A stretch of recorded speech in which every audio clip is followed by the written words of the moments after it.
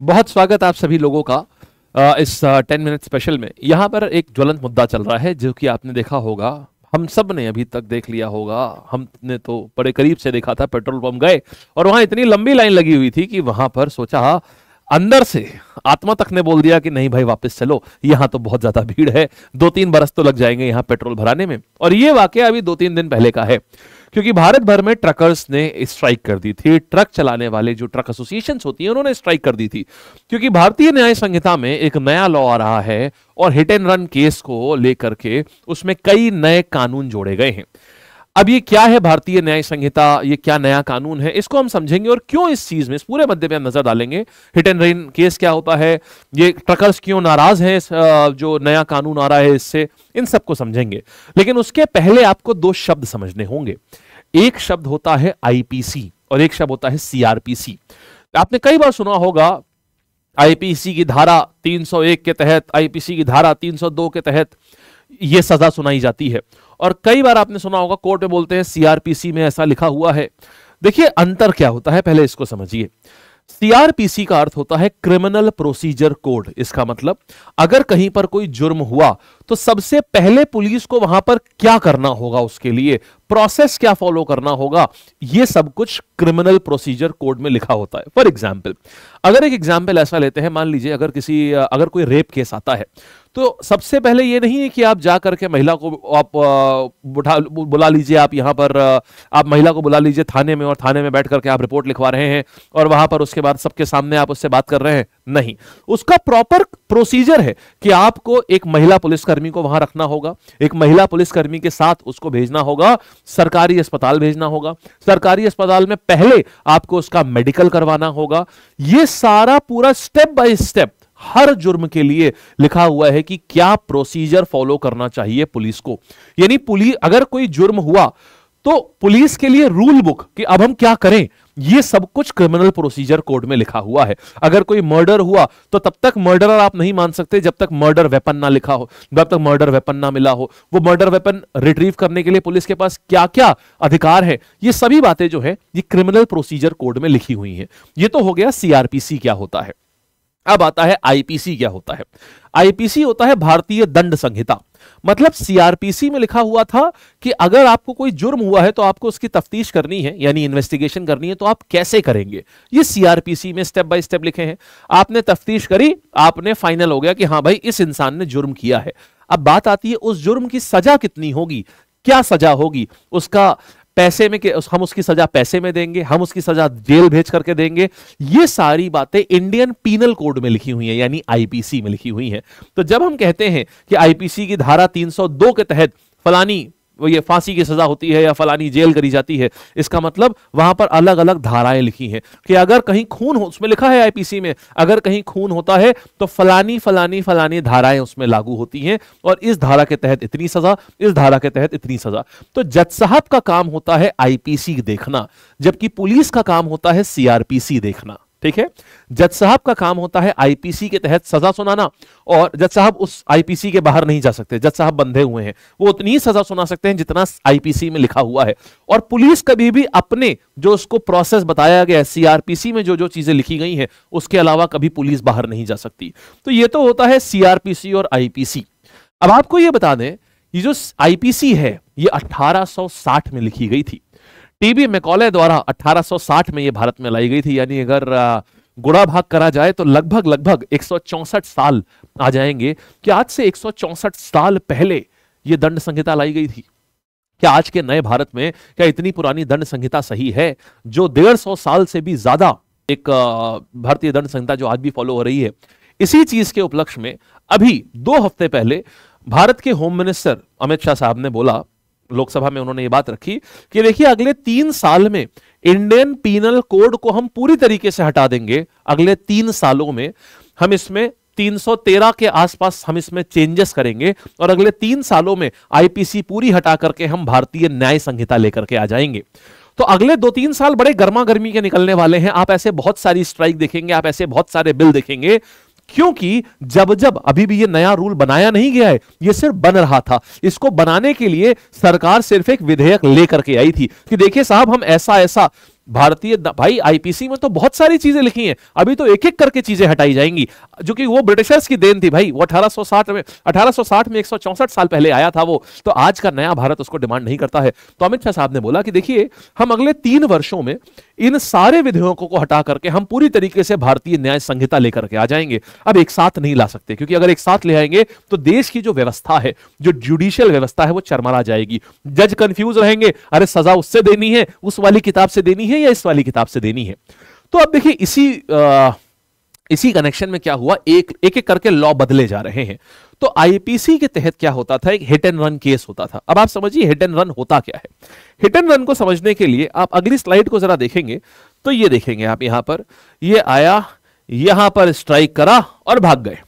यानी कि किसी व्यक्ति को, किस गाड़ी से जब आप जा रहे हैं, चाहे जाने चाहे अनजाने, इसमें कुछ भी हो सकता है, चाहे जानबूझकर और चाहे अनजान बनकर आपने किसी को भी ठोका और आप भाग गए वहां पर, इसको हिट एंड रन की संज्ञा दी जाती है।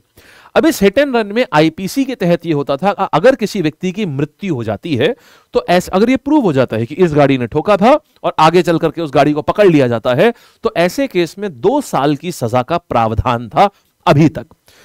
अब क्या हुआ, यह आईपीसी के तहत 2 साल की सजा का प्रावधान था। अब क्या होता है, अब आती है यहां पर भारतीय न्याय संहिता जो नई बनाई जा रही है। इसके तहत बोला गया कि देखिए ऐसा है, ये जो चीजें हैं ये सही नहीं है भाई, ये बड़ा पुराना लॉ है, हमको इसको बदलना पड़ेगा। और हमको इसमें, और यहां पर अच्छा क्यों बदलना पड़ेगा, सवाल ये आता है।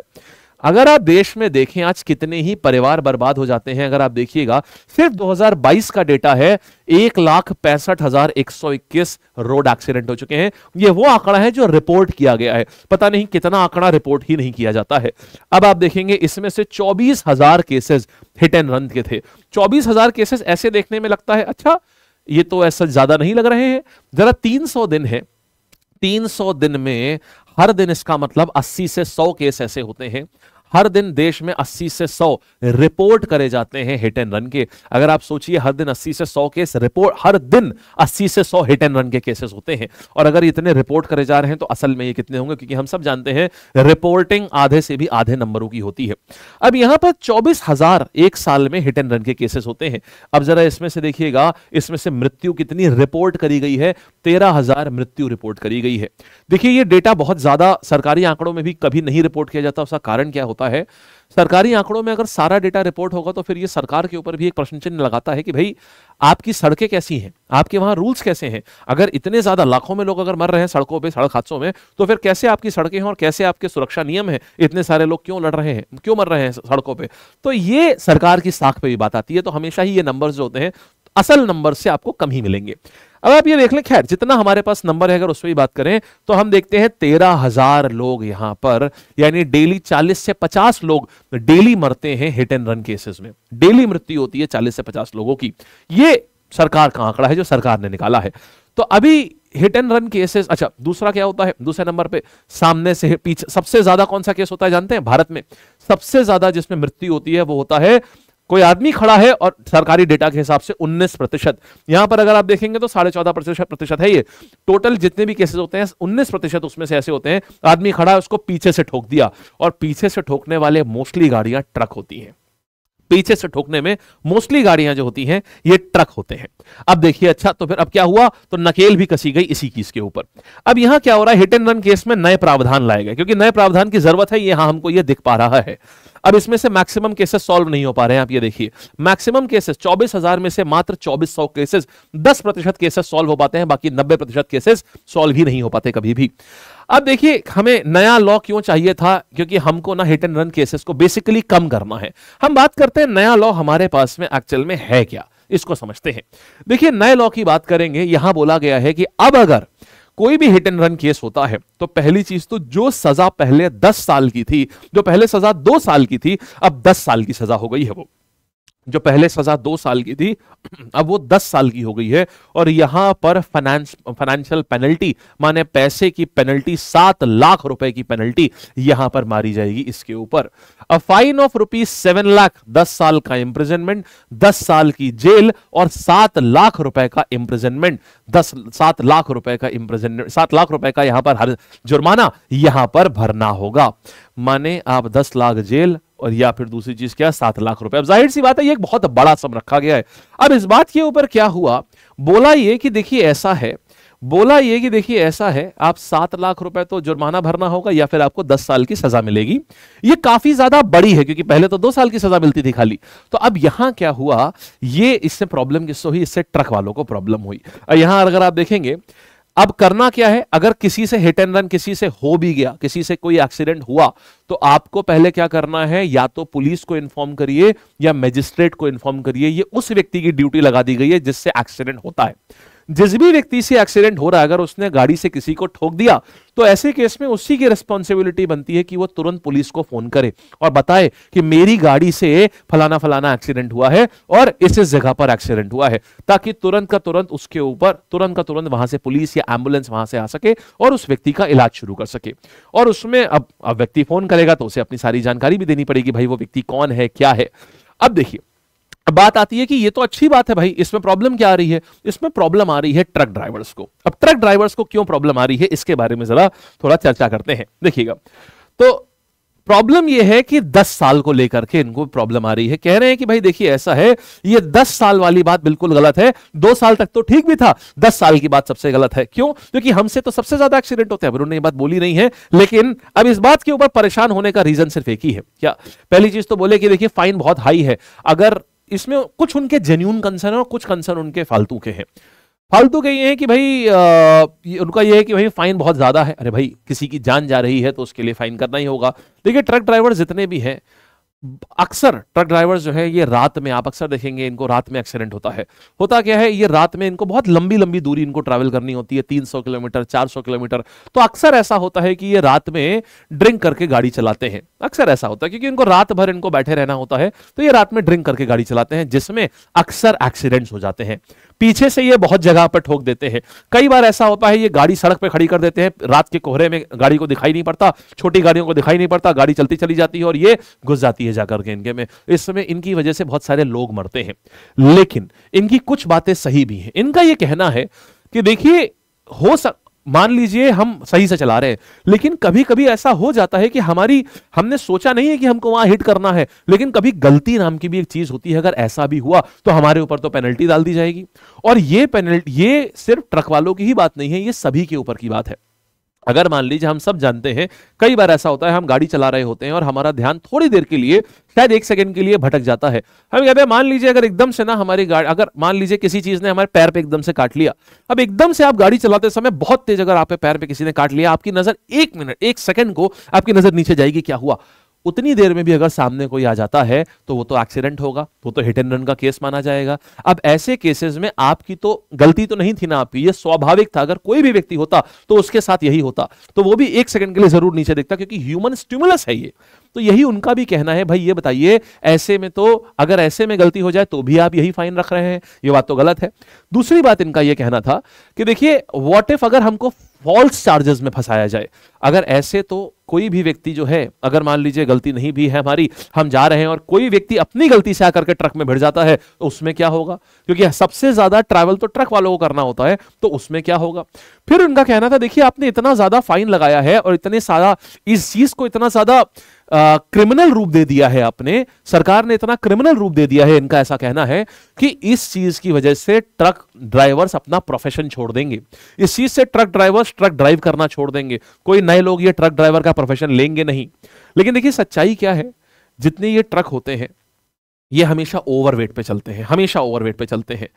इनके लिए ये प्रॉपर अपना ट्रक का लाइसेंस नहीं लेते। यहां पर लाइट मोटर व्हीकल, आप अगर आपके पास अगर लाइसेंस रखा हुआ है तो एक अपने लाइसेंस को पलट के देखिएगा, इसमें देखिए आपको दिखेगा वहां पर LMW लाइट मोटर, LMV लिखा होगा पीछे, LMV light motor vehicle. Light motor vehicle का मतलब ये होता है आप सिर्फ कार चला सकते हैं या आप छोटी बहुत चीज, आप कार और SUV चला सकते हैं, आप कभी भी कोई पैसेंजर व्हीकल या फिर आप कभी भी कोई ये ट्रक बस ये नहीं चला सकते। इनके लिए लाइसेंस अलग से बनवाना होता है, इनके लिए अलग से टेस्ट देना पड़ता है। लेकिन होता क्या है भारत में इस चीज को, क्योंकि बहुत ज्यादा स्ट्रिक्टनेस नहीं है, तो कहिए LMV लाइसेंस लाइसेंस के ऊपर, यानी कार के लाइसेंस के ऊपर ट्रक चला रहे हो, ट्रक का लाइसेंस अलग बनता है।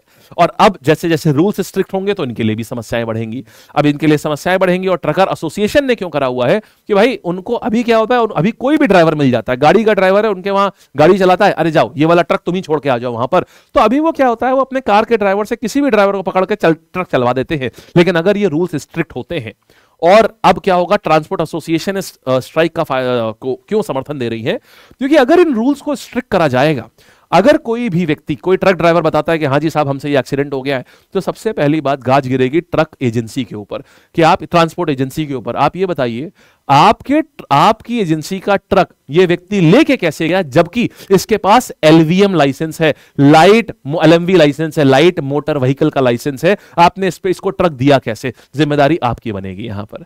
तो इसीलिए ट्रक एजेंसीज, जो ट्रांसपोर्ट एजेंसीज हैं, ये भी इस स्ट्राइक का समर्थन दे रही हैं। हालांकि अभी रिसेंटली इस स्ट्राइक को कॉल ऑफ कर दिया गया है, बोला गया है कि ठीक है कुछ समय के लिए हम इसको रोक रहे हैं, अभी नहीं कर रहे हैं।